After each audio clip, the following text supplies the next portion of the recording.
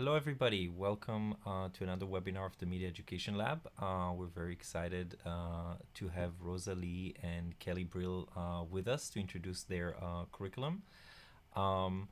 We want to welcome each one of you participants. Please write in the chat who you are, your professional identity, where you're coming from, so kind of we know how and what. And we're going to start with the webinar that Kelley and Rosa Li started. So here you go. Okay, very well. So welcome to the K-12 Higher Education Partnership. And we are going to discuss our digital wellness curriculum that is taught at both UNC and at my school in Miami, which is Miami Country Day School. So I'm going to go ahead and introduce myself. My name is Kelley Brill, and I have been an educator for 23 years. I have been working with Rosa over the past 3 years.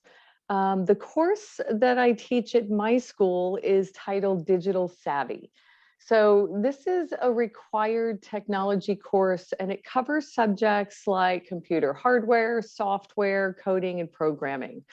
So I share this because I, like most teachers, don't have a designated block or time to teach this digital wellness course. So when we were developing this course, this really helped us and me figure out how we could weave it into other curriculum. So it was very tricky finding the placement for it. But what we wanted to do is be able to incorporate the brain science into a regular technology course and still satisfy the health standards or the ISTE, which are the technology standards for middle school. So partnering with Rosa, of course, has been remarkable in that she has educated me on all of the neuroscience and really helped me to modify the content so it's relatable to this age group. She's my soundboard. Her and I, we work really well together, and we hope that you enjoy learning about this curriculum. Go ahead, Rosa. Oh, Yeah, sorry. you're driving the slides. Yeah. There we go. Sorry. It's been a little while. Thanks, Kelley. Yeah, so I'm Rosa. I am a teaching assistant professor at UNC Chapel Hill. And there I teach a number of courses, but one of the courses I teach is social media technology and the adolescent brain. And through that course, we also are trying to teach our students a little bit about psychology and neuroscience, but also broadly, how does their brain development impact their technology use and affect their well-being? So in our webinar today, we're hoping to share some of the insights that Kelley and I have learned by, we've kind of developed our courses both together in parallel and at times on our own. So some of the insights we've learned about working together on our related curriculum, and also a little bit, at least for me, about how working with Kelley has informed my approach to teaching as well. Okay, so I'm going to continue forward. All right, so let's start with the teens and tech curriculum. So our middle school curriculum modules are very similar, like Rosa said, to the UNC models. And we wanted to make sure that the content topics were aligned. We have the middle school curriculum, we have 6 modules and 1 culminating activity guide. And we'll talk more about that in a moment as far as the culminating activity guide is concerned. Each of these modules can be taught independently or they can be taught in sequence. And to be clear, this is a neuroscience-based curriculum on how adolescent brain development affects their technology use and well-being. And the key word here, I think, is well-being. And I like to focus a lot on their relationship with technology. So the goal of the curriculum is to help students understand that during the adolescent years, not only are their bodies going through all of these incredible changes, but their brains are changing actually. And that these changes make them more susceptible to that pull of social media and technology. So it also, we wanted to make sure that we not only educated them, but we gave them strategies so that they have the tools to manage their use and hopefully to create that healthy balance. And again, these are, the modules are all aligned with the national health standards and the Florida Health Education Standards, which typically align with most other states, because honestly, the health standards really are similar in each of the states. We looked mainly at some of the big states. We looked at Georgia, Florida, New York, California, and they are very similar. So the alignment definitely works. Okay, so with that said, let's take a look at the outline. And I promise I won't keep you guys, bored for long. I'm going to throw you into the mix in a moment. So the first module teaches about the adolescent brain, and each of the modules identifies a primary understanding, a module description, and learning objectives. And we will typically not have more than 4 learning objectives in each unit. So each unit is it's designed to incorporate multiple learning modalities, and each of the resources can be tweaked for your classroom or for online teaching or for in-person teaching. So we really want the teachers to understand that they are able to take this curriculum and make it their own. Right? It's not necessarily a curriculum that they have to follow, for each particular, every single move, right?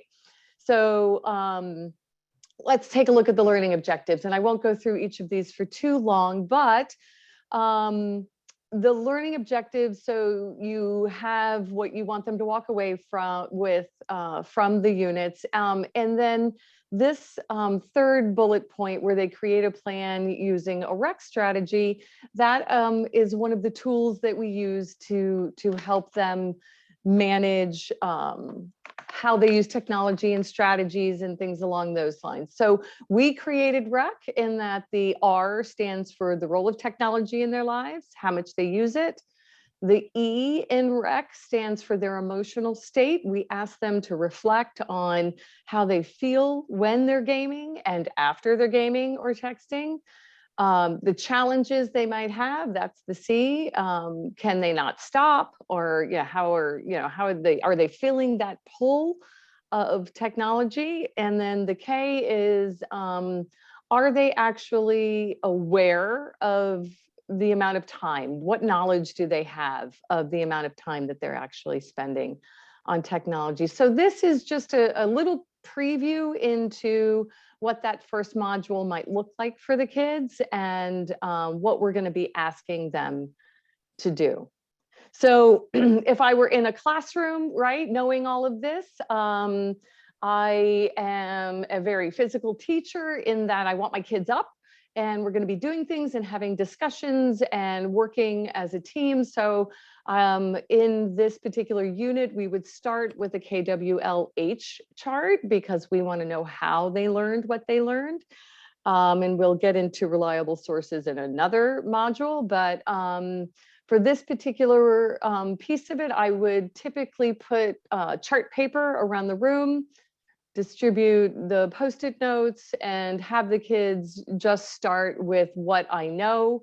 And that would be one color, and then, go from there. If anybody has used a KWL chart, including the H, you'll know that that's how that works. And it can be done independently. It's up to you. Again, this is a very fluid process. So if you don't feel comfortable or you have too many kids in a room, they can do it in groups, and then it comes back for discussion. The key here it's those rich discussions you have after they're able to identify what they know, and it's the questions that they pull up that they find the answers to, because that type of inquiry learning is most definitely the most productive for the kids. So it's time to get you guys involved. So I'm going to have you please join us on the bit.ly. Whoops, excuse me.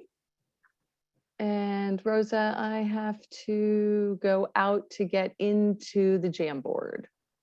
I also just dropped a link into the chat in case that's easier than to. Oh, fantastic. I'm going to go there. Start back up. Fantastic. So if everybody can see, can everybody see my KWL chart? Yes, thank you. Yeah, I'm back in the old Zoom page. Can everybody see my face? Can everybody see my page? You're on mute. You're not on mute. Oh my goodness. So yes, so if you could take a moment and let us know what you know, or any questions that you might have regarding just the physical changes in the adolescent brain. If you are not familiar with Jamboard, all you have to do is click on the little sticky note. You are able to choose whatever color you'd like. And then from there, you are able to type and stick it wherever you choose. So if It's on view only. I think you need to change the settings. Good to know. Let's see. I will fix that. thank you. Right now. All right, should be fixed.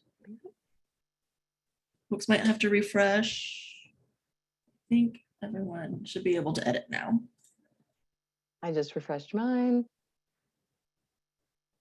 Thumbs up, everybody able to do it? Renee, I see you, so I'm going to ask you. Thank you. Fantastic. Oops. Oh, there we go. If you don't know anything about the physical changes in the adolescent brain, that's fine. And that's what I tell the kids is if they don't know, that's great. We have so much more to learn. Okay, that's good. Fully developed. Age 27.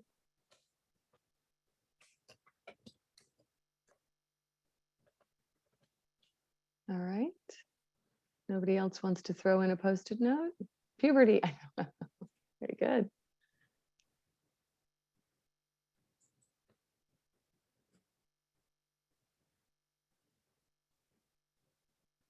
And those are typically the types of things you might even get with middle schoolers, right? So they will just, throw out one word. And then at this point, you would encourage them if you're as a facilitator, as a teacher, you're walking around and you're hearing the kids, talking about this. And this is a great time to just kind of pop in between, their conversation and just say, okay, so what questions do you have about those physical changes? What does puberty have to do with it? And then kind of guide them about, guide them to creating questions that they could answer and explore more deeply. All right, we'll give it another moment or two and see what happens.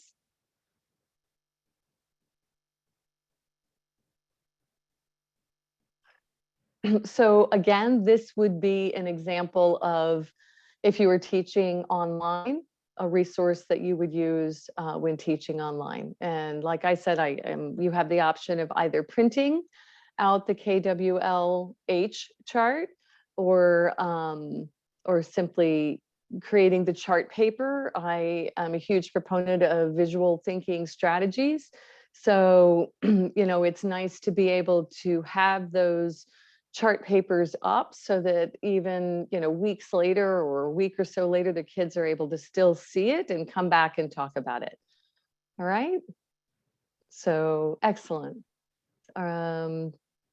Changes, good. Nutrition, lifestyle, good. All right. So this is just an example of how we might engage the students with a KWLH chart. So I'm sorry, let me go back to slideshow. Can everybody see my screen? Yes? Oh, right, fantastic. I'm going to keep moving because I'm sure you're tired of hearing from me. So let's talk about what happens next. So the kids have all gone through this, and what we have created is a hyperdoc. This allows them to, again, drive their own learning. So you have the option of putting them in groups. They can do it independently, but each of them, there are instructions that they can follow. As a facilitator of this particular unit, I would have a conversation with the kids, talk about our questions, ask them to focus on the main areas that I would like them to focus on, if it's physical, cognitive, emotional, social, whichever, psychological. And then I would set them free. I would tell them to go, and they can work through the hyperdoc and answer the questions. And then, of course, it might take a class period, it might be homework, but then when we all came back together is when, again, you have those really rich conversations because they've been able to find the answers by themselves. And if they haven't, that's fine. You can help to guide them, but it really allows them to own their learning. So that's how I would kick off this particular unit for the middle school students. So after the middle school students go through this KWLH activity, learning big picture about the adolescent brain, we have some slides in our module in case folks want to dig a little deeper into what's going on at a cellular level. So I noticed someone had posted on our Jamboard about neuroability is changing and growing. So we actually have we have a video option as well as slides going through exactly how those neurons are changing. That culminates in a little coloring worksheet activity where students have to check their understanding by labeling a picture of a neuron and then drawing how neurons link up with each other for communication purposes. So you might be wondering at this point, why we're going through all this stuff about brain development. Where's the part where we get to technology? So that's the next pivot point, which is now thinking about, okay, how do all of these changes that are happening in my brain, in my adolescent brain, how does that relate to technology use? Very briefly, I'll tell y'all that two of the big changes that happen in adolescent brain development, one process is called synaptic pruning, where the brain is getting rid of connections that it's not using. And then another process is myelination, where the brain is speeding up connections that are getting used a lot. So we kind of call this use it or lose it. The things that your brain is doing all the time, it's getting really specialized in, getting really efficient at, and then things that your brain is not doing that can get lost during development. So then we want to ask our middle schoolers, how can those processes interact with their technology use to kind of set the stage for the rest of the curriculum? Want them to think about how these brain changes could both be driving their interest in technology use, but also vice versa, how their technology use could also be feeding back and affecting the way that their brain is developing in both positive and negative ways. Are they owning the technology, or is the technology owning them, which is an interesting way, definitely. All right, so this is a slide from my undergrad course. I have anywhere between 60 to 120 students in my classes on this topic. So it's less feasible to do a Jamboard with 120 people. I've tried it before, it will freeze. So instead we use various things like polling software. So kind of our version, a simplified, quicker version that I can do in a lecture setting of that KWLH chart is just to poll students about what type of stereotypes they've heard or hold about adolescents. So this is an example from one semester. When I ask students about this, you can see they think about being moody, hormones, being immature, etc. And so from there, I can already get a little sense of kind of what background knowledge students are bringing to the course.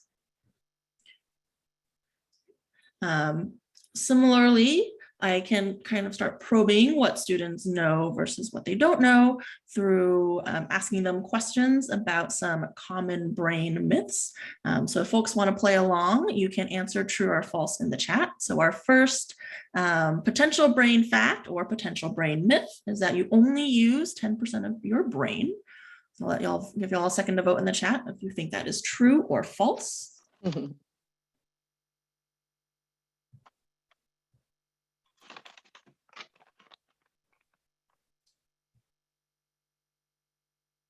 All right, so we already have some conflicting votes there. Ready for the big reveal? What do you want to reveal? There you go. So this is actually false. It is very commonly stated. It's even perpetuated through Hollywood movies like Limitless. I think there was a movie with Scarlett Johansson in there. So we use all of our brain. We don't necessarily use all of our brain all of the time, but we're using definitely much more than 10% of our brain at a time. So that is a brain myth. How about the next one down? When part of your brain is engaged, it lights up. Let y'all vote on whether you think that is true or false.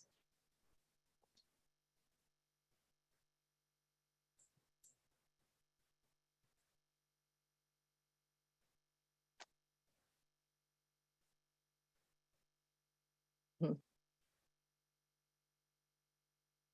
Okay, you ready? Yeah, I think we can reveal. Okay. All right, so this one, my students voted the same as y'all, but actually it is, and Kelley, if you go one step forward, it is actually false. So I think this is a myth.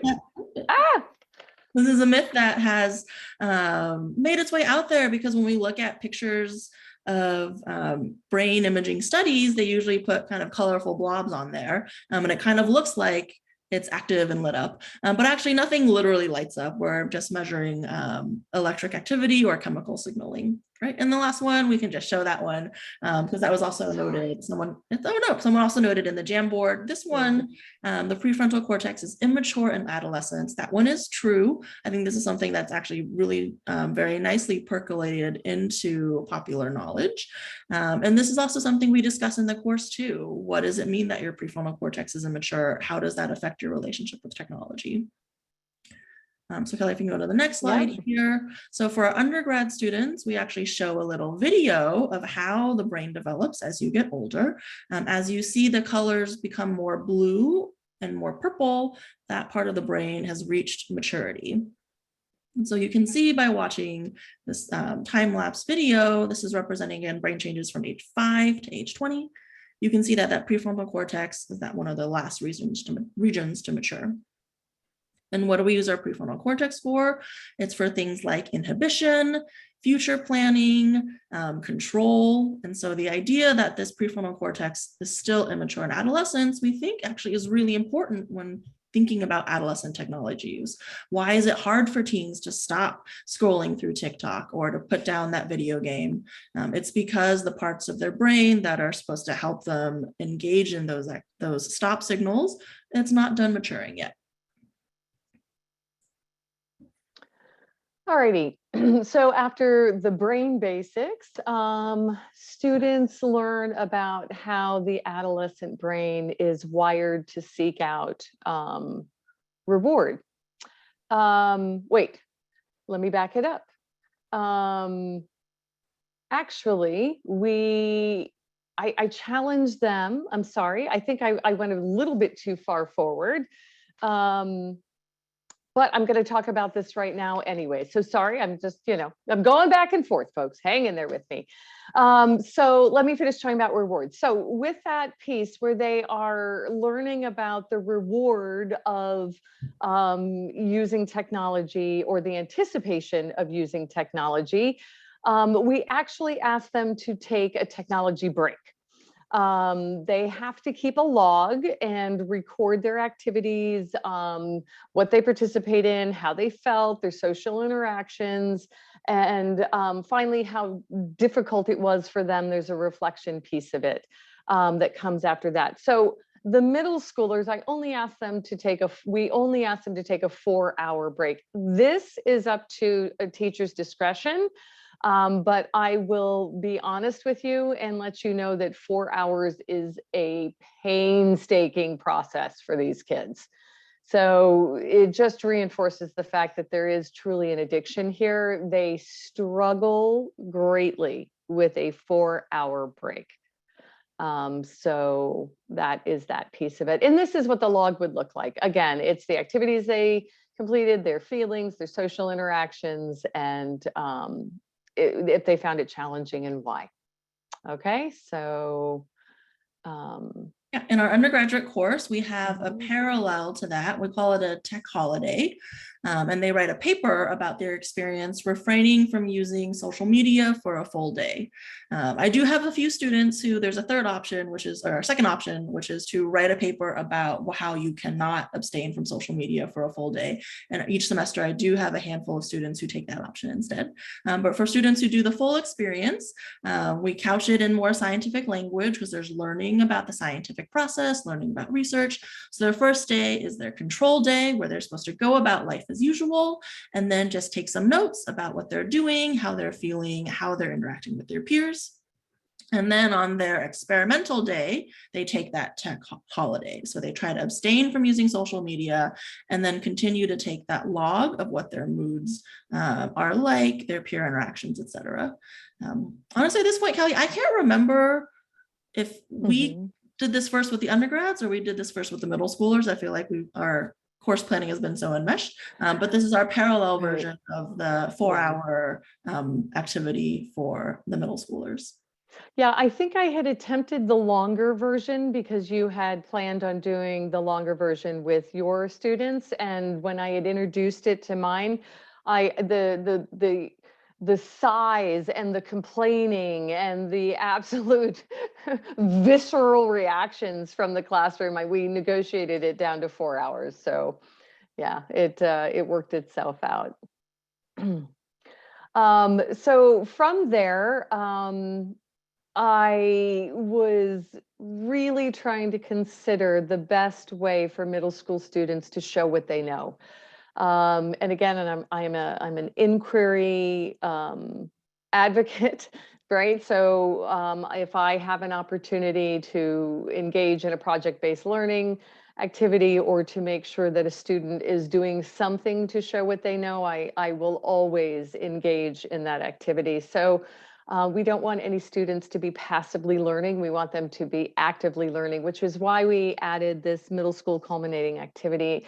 So I actually wrote that it was a makerspace activity. I am blessed in that my school has an innovation center, which is state of the art. And I mean state of the art with 3D printers and laser cutters and a wood shop and anything that you could possibly want. And I understand that not every school is equipped with those types of tools, but to create a makerspace in a classroom in middle school, elementary school, or even high school is completely possible. And the process of going through the design, the engineering design process, I think is really helpful, especially when working with the idea of technology in their brain. So, the process, of course, has them defining the problem. They have to identify what the problem is that they're going to show. So not every student chooses the same thing. So you allow your students voice and choice. They plan, they create a model, they continuously work on that model, and they have to present it and teach what they know to the class. So this is actually something that has proven to be exceptionally successful with my students, and I'll share with you a couple of examples.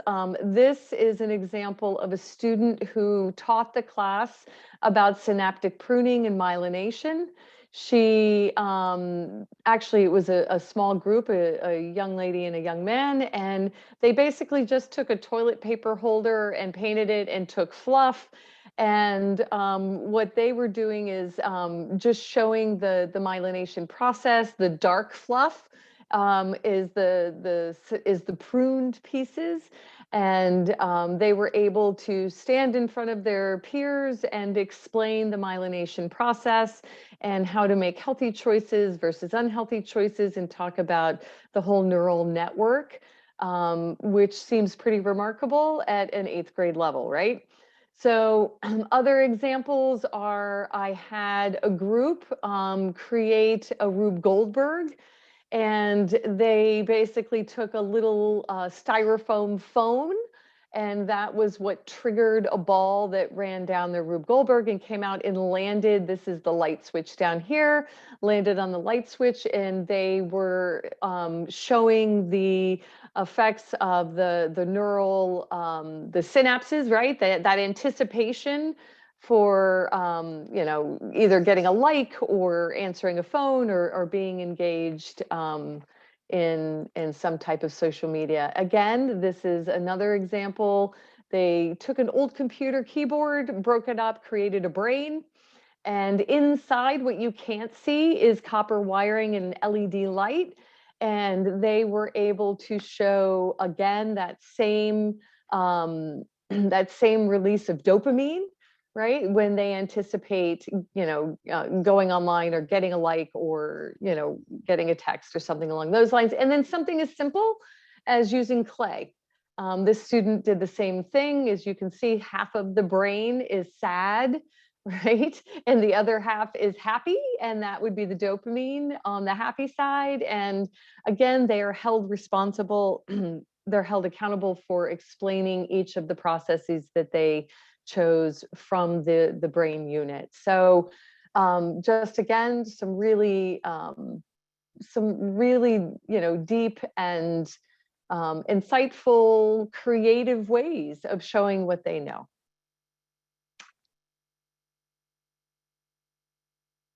So our culminating activity for my undergrad course, I really wanted to leverage, again, this partnership that we built with Kelley with her middle school students.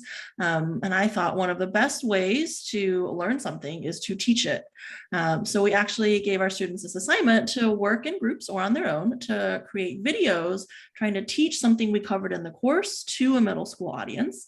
So in our first iteration, I asked my students to make 3 to 8 minute videos, mostly based on, when we record lecture videos, we try to keep them no longer than 10 minutes. I thought that seemed great. So we had we piloted this with some of our undergrad research assistants.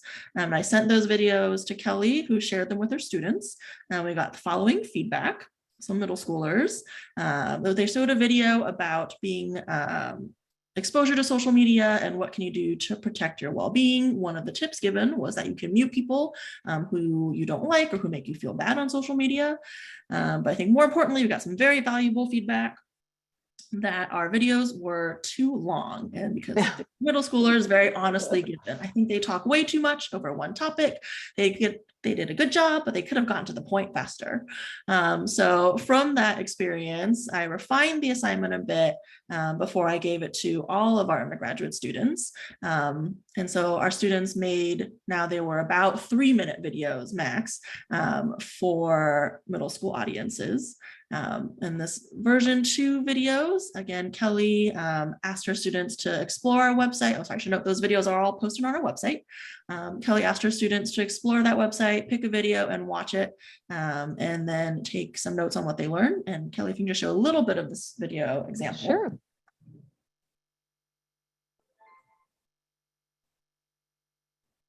Oh, you know what? You might need to share. Can you pause for a second? I think you'll need to make sure you have sound sharing enabled. So, yes. I think maybe the fastest way is to stop sharing your screen. Okay. And then when you click the share screen button, there should be a little check mark in the bottom left that says share screen. Sound. Yes, it's all coming back to me now. Oops, sorry. Imagine you post up on your story a photo of yourself, and you think it looks rather good. Someone comes back with a reply that's a little over the top. Hey, gorgeous. And you don't know whether they're being sarcastic and saying that you look goofy or whether they're genuinely trying to compliment you, and it could be kind of creepy. So you leave them on read. They didn't say it to you in a particular voice. Hey, gorgeous. They also didn't say it to you in a way that would come across as particularly affectionate. It's just text. So what do? Do you comment, LOL, yeah, I feel you?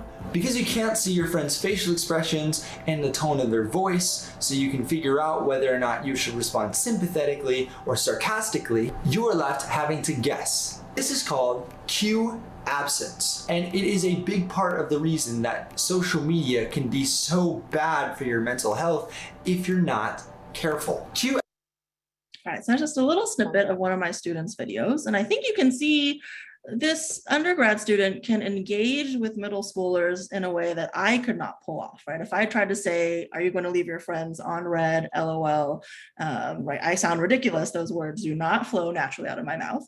But these undergraduates, they are growing up in this space just like the middle schoolers are. And I think that really helps them create material that's much more engaging and relatable and accessible for our middle schoolers. So Kelley, if we can go to the next slide, we can see some feedback from the slide, on the slide. So Kelley had a survey where she asked our students to indicate if they found the information in the videos helpful. So we got some positive feedback from this one. Many times I will receive a message where I don't know what the person was trying to say. Yes, because I use social media and I know now that I need to think about how others online are feeling. And the last one is my favorite. Yes, when I message my mom, I do not know how she's feeling. So if she is mad, I should not text her. Hopefully these students are taking these lessons to heart, that there's some cues that are missing in these online interactions. You need to keep that in mind. Right. So just to recap this first part of our webinar, really, if you do have the privilege of working with someone you can bounce ideas off of, get new perspectives on, definitely take advantage of that opportunity to learn from each other. I like to note that a lot of college professors, we don't get the same level of formal teaching and how to teach that a lot of K-12 educators do. You'd be surprised that just because you have a PhD, a lot of folks do not actually know how to teach. So I've learned a lot from Kelley about some of the techniques that she uses to make material engaging, to make material more interactive. And I've definitely stolen some of those ideas and used them in my college classrooms. And vice versa. I mean, it's been an amazing experience, this collaboration, and I definitely encourage it with many grade levels. Even, I mean, any collaboration, of course, is fruitful. But even when I taught in lower school, I used to teach second grade, and I would partner with fifth grade, and we would collaborate and have those types of interactions with the older kids teaching the younger kids. And I just encourage you all, especially with this curriculum, it's so important that the younger kids are able to learn from the older students and take it seriously and see that they're all going through it.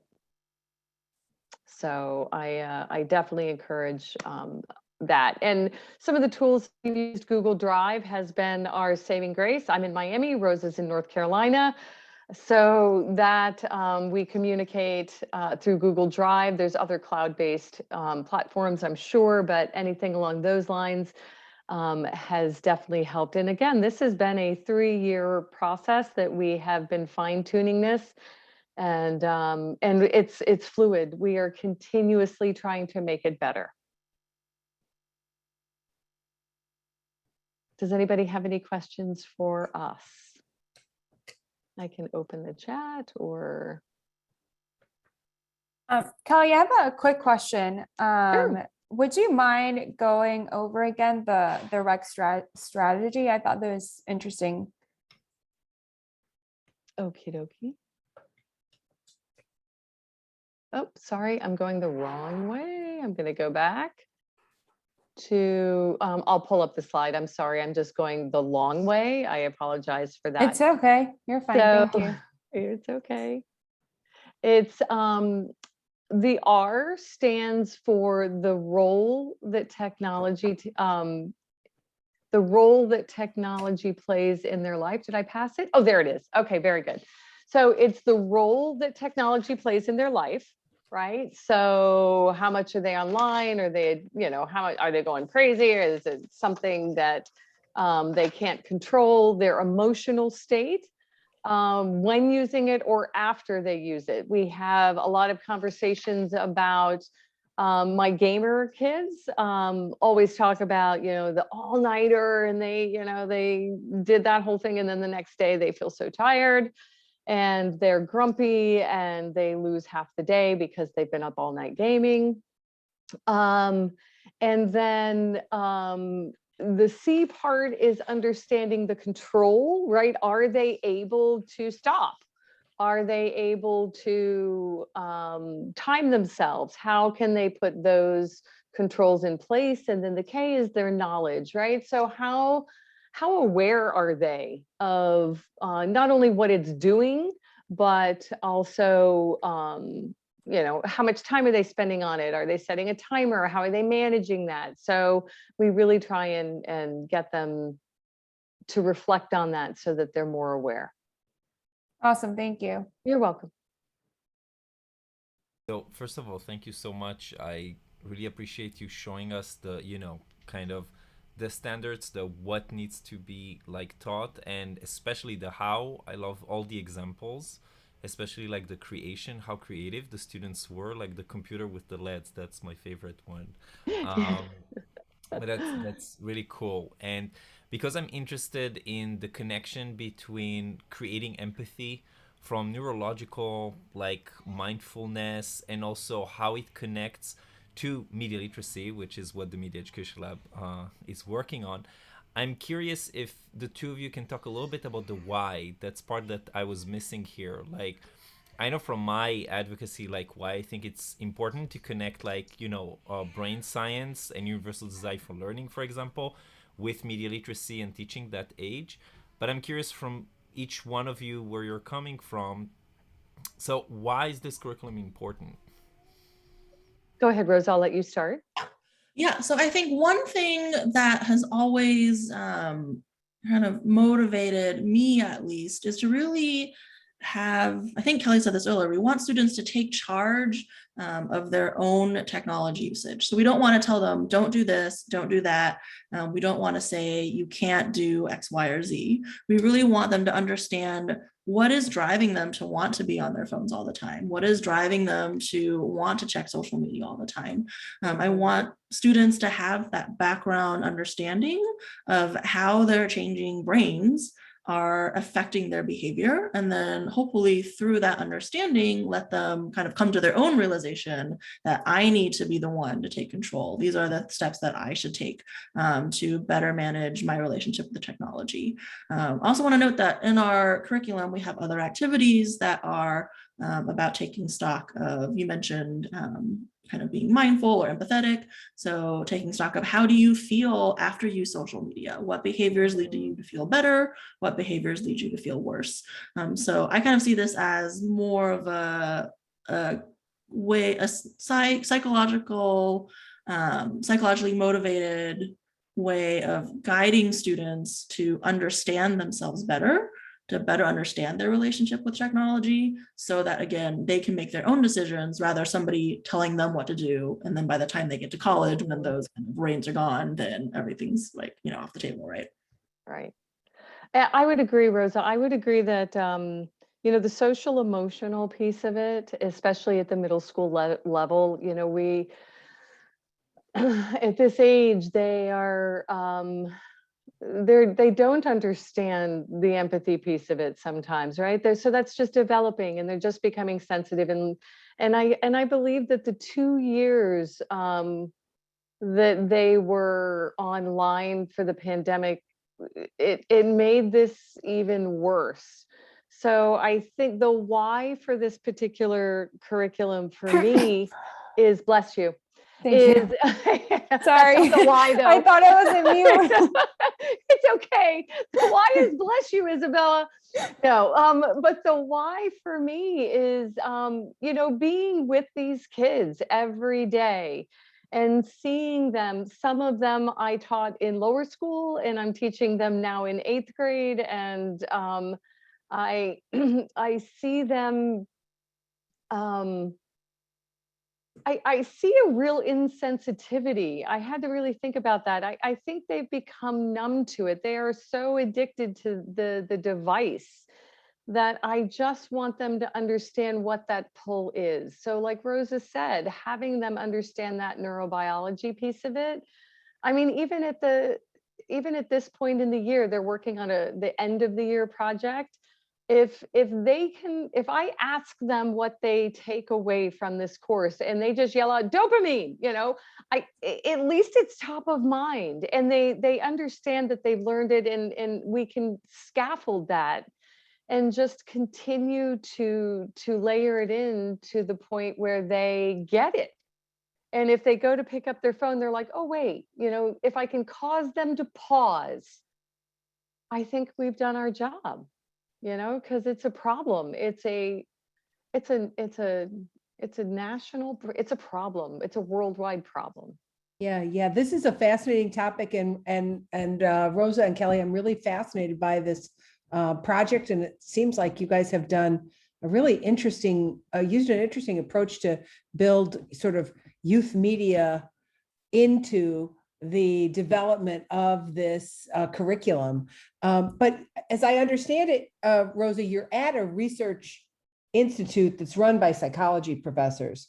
And so, of course, the one thing and I can see from the website that they do psychology research, not education research. So I'm wondering, how are you assessing the learning outcomes, and in what ways are you thinking about how to document and measure student learning in this education initiative? Yeah, I'm really glad you asked that question. So that is actually our next steps. I actually am in the middle of mapping out our next 3 to 5 year plan for that. So Kelley and I just finished up, we'll call it our final polished draft of the curriculum, but it's still a draft. Our next goals are hopefully to be able to seek out some first independent evaluation of what we've created.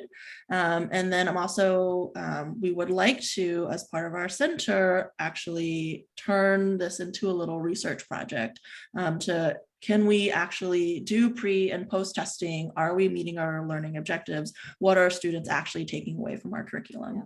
Yeah. So those are our next steps. Sort of, we've now built it. And the next step is how can we refine it? How can we make it better? How can we test it? Etc. Beautiful. And Kelley, what approach do you use? You have to give students grades, right? How do you approach the topic of assessing student learning? So when embedded in this curriculum, there's quizzes, there are Google Forms that we use. So that is one way. We also, the culminating activity has a rubric that goes along with it. So I grade them based on the project rubric. So it's a lot of informal assessment as well. So, as they're presenting, there are key pieces that they have to hit. And then, we go from there. So currently that is how that's how we're assessing. I have an informal pre and post that I give the students regarding their knowledge. And then I survey my students often. They're actually quite used to it. And I don't know that I over survey them, but I really do want to keep my finger on the pulse of what is working and isn't working. And I give them, as I mentioned earlier, some voice and choice. So if I work through a module and I'm getting feedback from them that they were bored to tears, oh, Mrs. Brill, this was horrible, I take that to heart and I'll adjust it, because I know that the larger audience out there, not every teacher has taught for 23 years. So I want to be able to give this curriculum to a first-year teacher so that they are able to follow it, and also give it to the veteran teacher so that they're able to mold it to their needs. So it's really twofold. And we haven't included the surveys, but I think that going forward, like Rosa said, we'll include those pre and post so we can start to accumulate that data. Did I answer your question, Renee? Sorry, I get excited about it and I just don't stop talking. Yeah, I also do want to note that if folks do take a look at any of our modules, at the bottom of each page, there's a link to give us feedback, which we would love to have. Yes. So far, we've tested this on Kelley's students and also on some of her peer students. But the more feedback we can get, the better. We do want to make this a useful tool for educators all over, we hope. Yes, most definitely. Kelley, I have an additional question. I know that you guys work with middle school students and then undergraduate students. I'm kind of interested in just to see, it seems like both students have visceral reactions around about refraining from using social media for a full day. So I guess my question is more about what are the different control tools or mechanisms they have, and are maybe undergraduate students more likely to be able to, let's say, follow them without more problems, given that maybe they're older and they're, as you said, they're pre-corticonta. Oh, I can't even pronounce it. It's okay now. Given that, they're a little bit more mature, does that mean they have a little bit more control over their device use? So do you mind if I dive in, Rosa? Go for it. So do my middle schoolers have control? And I'm going to be honest, no, they don't. But what I do is I have the middle schoolers review the log with their parents, and their parents have to sign it. that is the only control piece that we have right now for that age group. Because they don't have the capacity to control themselves, or they lie. I'm just being honest.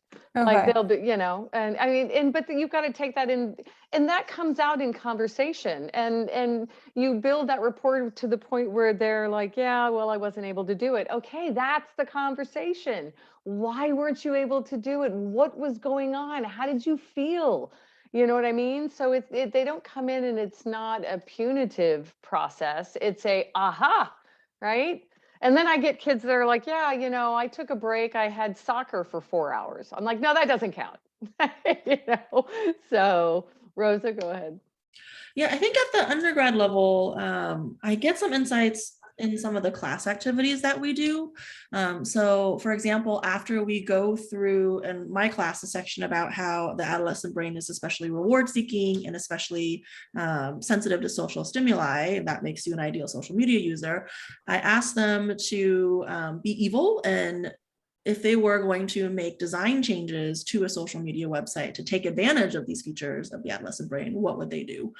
So you can kind of see how they're thinking about their understanding of what these tech companies are doing and what tools are available that you might want to take away.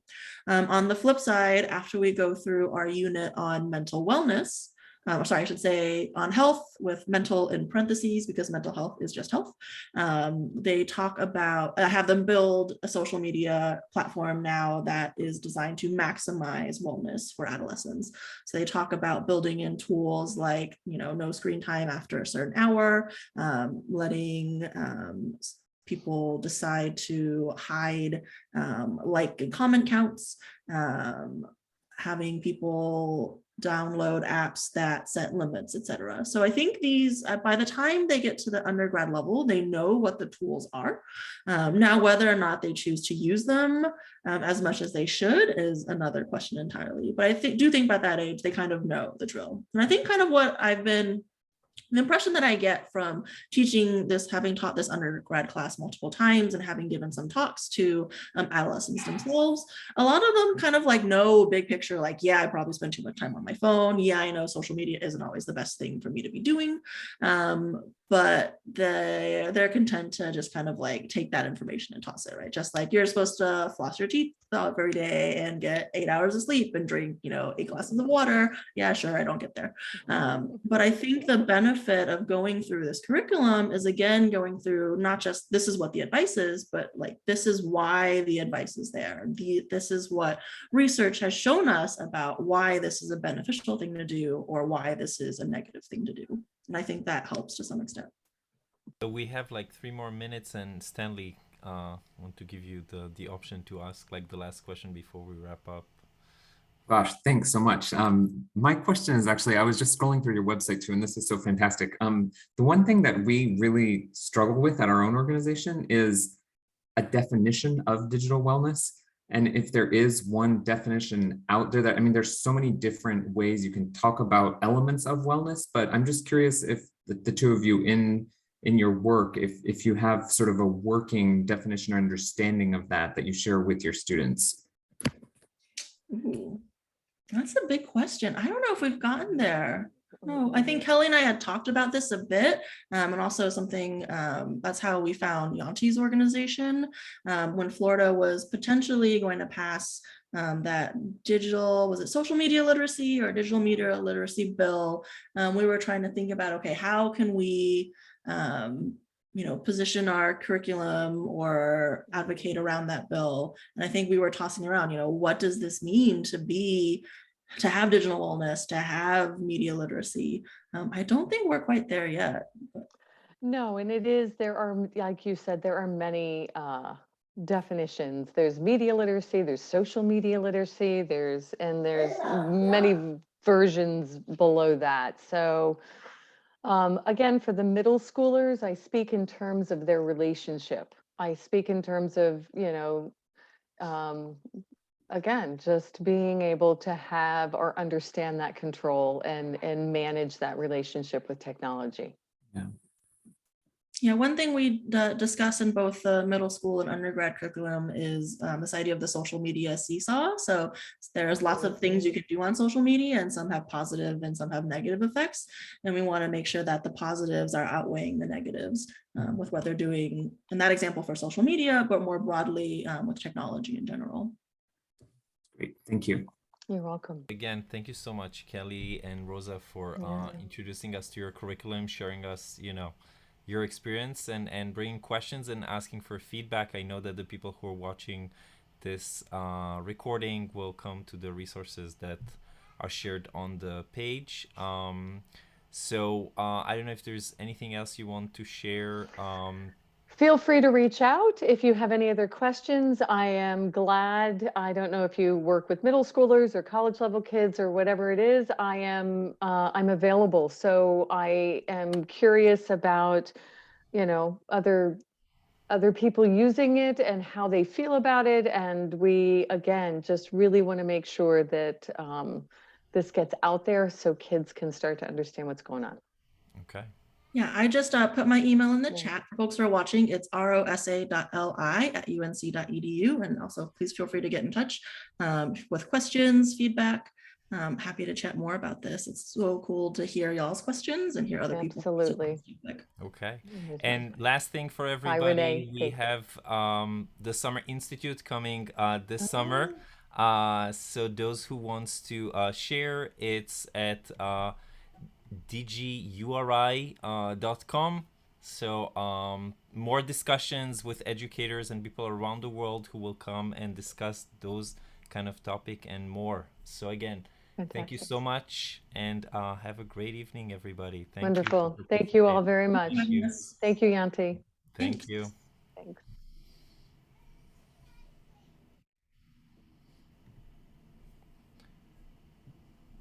Okay.